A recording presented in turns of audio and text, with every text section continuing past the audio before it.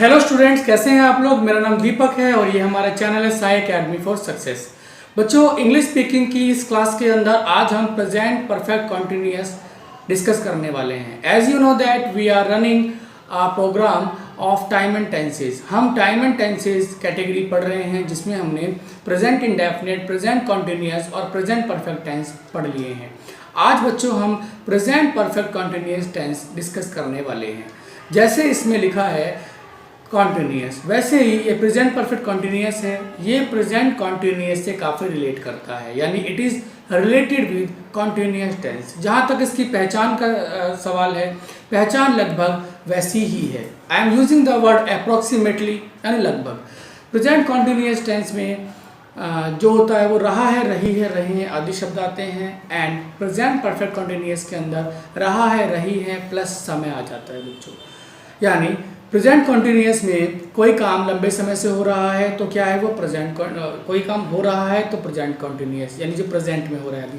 But कोई काम लंबे समय से हो रहा है तो बच्चों वो प्रेजेंट परफेक्ट कॉन्टिन्यूअस की कैटेगरी में आता है। जैसे मैं खाना खा रहा हूँ, आई एम ईटिंग फूड। मैं कल से खाना खा रहा हूँ या मैं बचपन से खाना खा रहा हूँ, I have been eating food since childhood.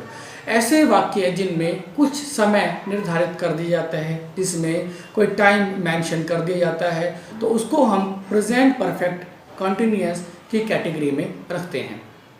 थोड़ा सा ये डिफरेंट है प्रेजेंट कॉन्टिन्यूअस से, इसीलिए ये अलग से एक पार्ट है। हालांकि बच्चों इसका यूज़ बहुत कम होता है, but after that it is very important for English speaking as well as the knowledge of grammar. आप दोनों ही चीज़ें यहाँ पर प्राप्त कर पा रहे हैं।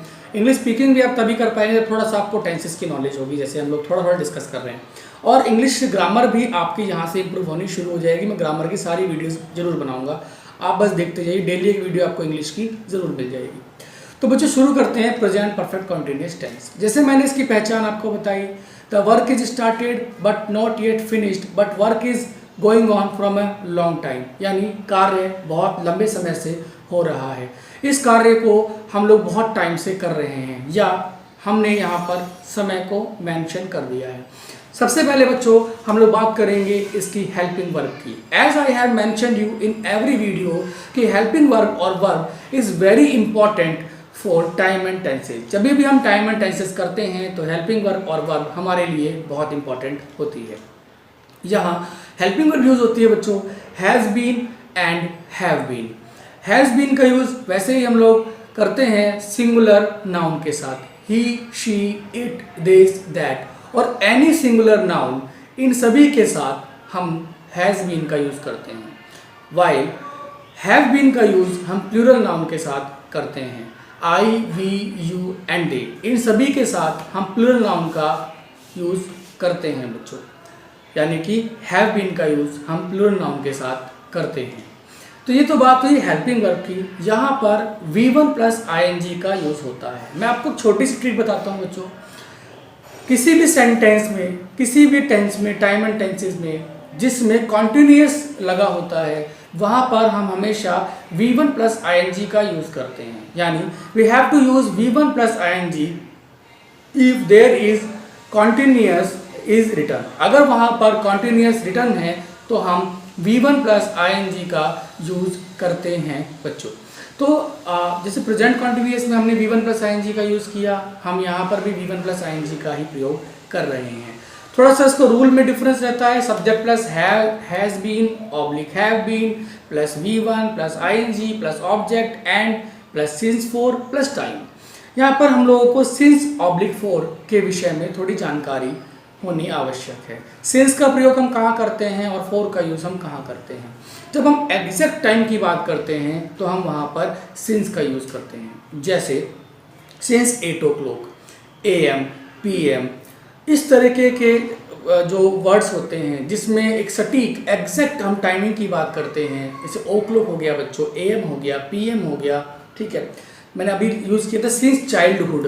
तो इन सभी के अंदर हम लोग जो यूज़ करते हैं वो सिंस का यूज़ करते हैं। और बाकी सभी जगह पर, यानी जहाँ पर एग्जैक्ट टाइम की बात नहीं आती है, तो वहाँ पर हम फॉर का यूज़ करते हैं। जैसे फॉर 2 days, फॉर 1 week, ठीक है। सिंस मंडे, अगर मंडे की बात करेंगे तो सिंस आएगा। अगर डे की बात करेंगे फॉर अ डे, तो फिर आपका मतलब वो आएगा आपका 4। तो अगर हम लोग एग्जैक्टली बात कर रहे हैं तो सिंस का यूज़ हो रहा है, और अगर हम लोग थोड़ा सा अप्रॉक्सीमेटली में बात करेंगे तो हम लोग 4 का प्रयोग यहाँ पर कर सकते हैं। आइए बच्चों अब इसके रूल समझ लेते हैं।